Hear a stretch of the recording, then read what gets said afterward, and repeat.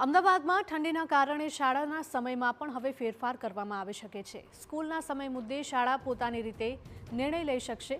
સ્કૂલના સમયમાં ફેરફાર કરવા શહેર ડીઈઓ દ્વારા છૂટછાટ આપવામાં આવી છે। યુનિફોર્મ સિવાયના ગરમ કપડાં પહેરવાની પણ છૂટછાટ આપવામાં આવી છે। શાળા સંચાલકોની રજૂઆત બાદ શહેર ડીઈઓ દ્વારા સ્પષ્ટતા કરવામાં આવી।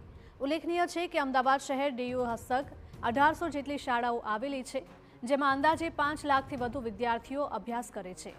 તેમને ધ્યાને રાખી શહેર ડીઈઓએ ઠંડીની ઋતુમાં શાળાઓને છૂટછાટ આપી છે, જેમાં શાળાઓ વધુ પડતી ઠંડીના સમયે સ્કૂલના સમયમાં ફેરફાર અંગે જાતે જ નિર્ણય લઈ શકશે।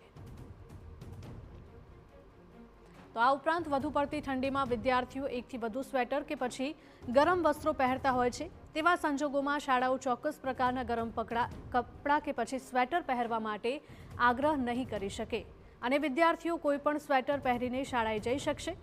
શિયાળાની ઋતુને ધ્યાનમાં રાખીને શહેર ડીઈઓ દ્વારા સ્પષ્ટતાની સાથે આ આદેશ પણ આપવામાં આવ્યો છે।